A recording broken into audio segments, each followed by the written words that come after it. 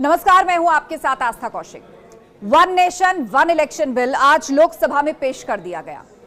केंद्रीय कानून मंत्री अर्जुन राम मेघवाल ने इस बिल को सदन में रखा और इसी के साथ लोकसभा में विपक्षी दलों ने बिल का जोरदार विरोध भी शुरू कर दिया। अखिलेश यादव ने इसे जुमला और तानाशाही करार दिया है, तो वहीं कांग्रेस का आरोप है कि यह बिल पूरी तरीके से असंवैधानिक है। वहीं ओवैसी कह रहे हैं कि इसके जरिए संविधान बदलने की कोशिश हो रही है। Congress, SP, TMC, RJD, PDP समेत कई दल वन नेशन वन इलेक्शन का विरोध कर रहे हैं।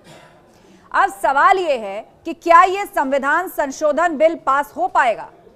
देखिए, बिल पेश होते ही कैसे विपक्षी दल बिल को लेकर भड़के हुए दिखाई दे रहे हैं। अध्यक्ष जी, मैं समझ नहीं पा रहा हूं, अभी 2 दिन पहले संविधान को बचाने की, संविधान की गौरवशाली परंपराएं की कस्में खाने में कोई कमी नहीं रखी।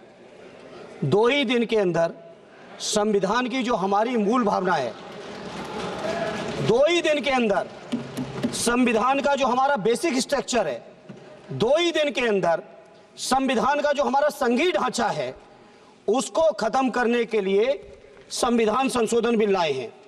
मैं मनीष तिवारी जी से सहमत हूं और अपनी पार्टी और अपने नेता आदरणीय अखिलेश यादव जी की ओर से कहना चाहता हूं, ये बिल पूरे देश के जो अलग अलग भेष, भाषाएं, संस्कृति, क्षेत्र की जो मान्यताएं हैं, जो हमारे संविधान निर्माताओं ने बहुत सोच विचार के मंथन अध्ययन करके ये संघीय ढांचा तैयार किया था, राज्यों का गठन भी किया था, संस्कृति के हिसाब से, क्षेत्र के हिसाब से, भाषा के हिसाब से, परिस्थितियों और समय के हिसाब से। मैं नहीं समझता अध्यक्ष जी, मुझे कहने में कोई संकोच नहीं, उस समय के हमारे संविधान निर्माताओं से विद्वान, बाबा साहब भीमराव अंबेडकर से ज्यादा विद्वान इस सदन में अभी कोई नहीं बैठा, मुझे कहने में संकोच नहीं है। और ये संविधान की मूल भावना को खत्म करके कैसे तानाशाही के रास्ते निकाले जाएं, इसके अलावा कोई काम ही नहीं बचा है। आखिर मनीष तिवारी जी ने कहा, कई एक विधानसभा के चुनाव अगर कोई अविश्वास आता है, अगर बहुमत नहीं मिलता है, तो क्या पूरे देश का चुनाव कराओगे? पूरे देश का चुनाव कराओगे? और ये लोग एक देश, एक संविधान, एक चुनाव की बात करते हैं।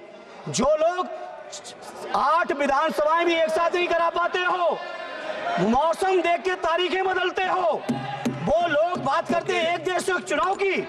इसलिए अध्यक्ष जी, मैं अपनी पार्टी की ओर से, अपने नेता आदरणीय अखिलेश यादव जी की ओर से इस बिल का पुरजोर विरोध करता हूं और आपके माध्यम से देश के जनमानस से कहना चाहता हूं, ये भारतीय जनता पार्टी के लोग तानाशाही लाने के नित नए रास्ते लाते हैं। जो 8 विधानसभाओं का चुनाव एक साथ नहीं करा पाए, 4 राज्यों के चुनाव एक साथ नहीं करा पाए, वो पूरे देश की लोकसभा और सारे प्रांतों की विधानसभाएं एक साथ कराने की बात करते हैं।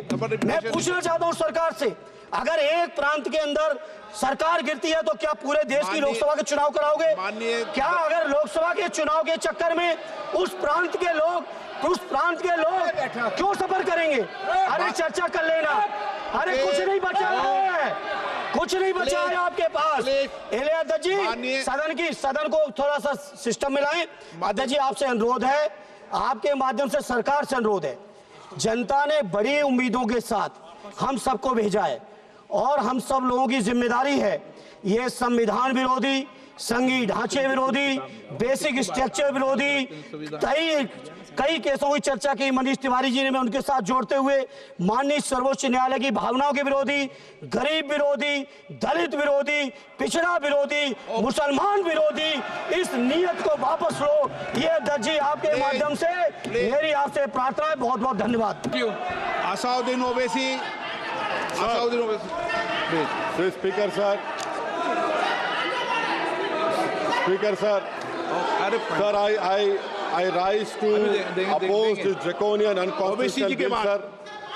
ओवैसी के बाद सर, मुझे सिर्फ 2 मिनट दीजिए सर। ओवैसी के बाद Sir, this bill violates the right to democratic self-government, which is part of Article 14(19). And if a legislative assembly is dissolved, sir, and midterm elections are conducted, the tenure of that assembly will not be for 5 years, sir.